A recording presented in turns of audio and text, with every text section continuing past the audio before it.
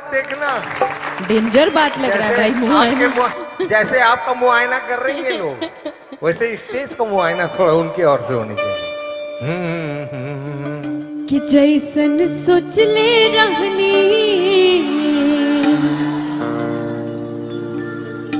अब ये गाना आप ही लोगों को डेडिकेटेड है मेरे तरफ से। ठीक बा, लइका तो बा ना, तो लइकी बन के गा देता नहीं आपन लाइन, ठीक रही नु। कि जैसन सोच ले रहनी,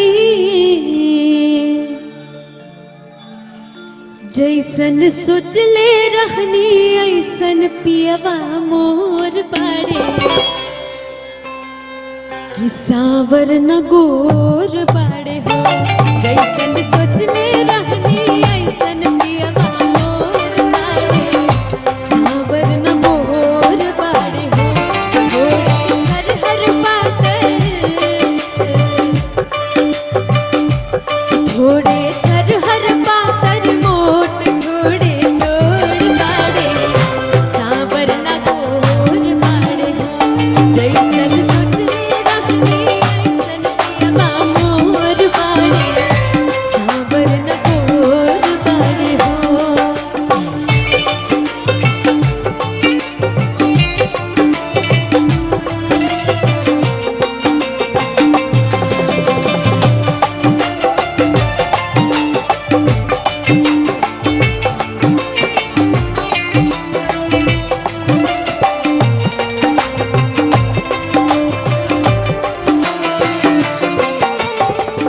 बाटे गोरे गोरे गाल, कोमल ओठ लाले लाल, हंसली तगलिया पा हो गई चिखा खाल।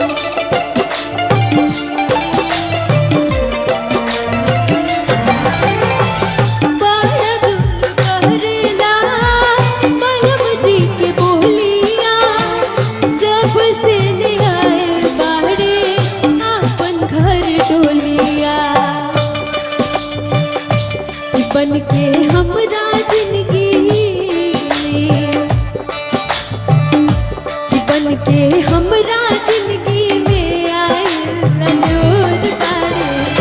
सावर न गोर बाड़े हो, जैसन सोच ले रहनी, ऐसन पियवा मोर बाड़े। सावर न गोर बाड़े हो, कि थोड़े चर हर पाकर मोर थोड़े थोड़ बाड़े। सावर न गोर बाड़े हो।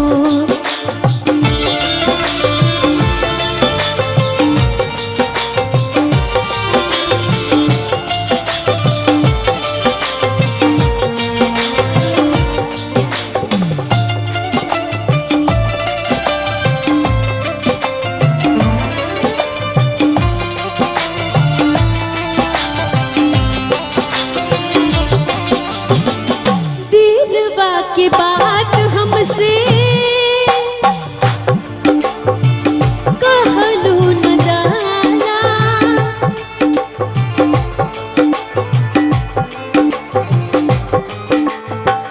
दिलवा के बात हमसे कहलू न जाला। धरला कलाली ता देह सिहराला।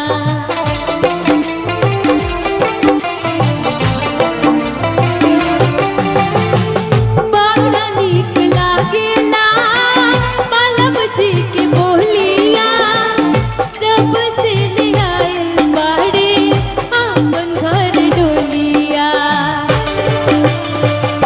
कि बाटे जुल्म जवानी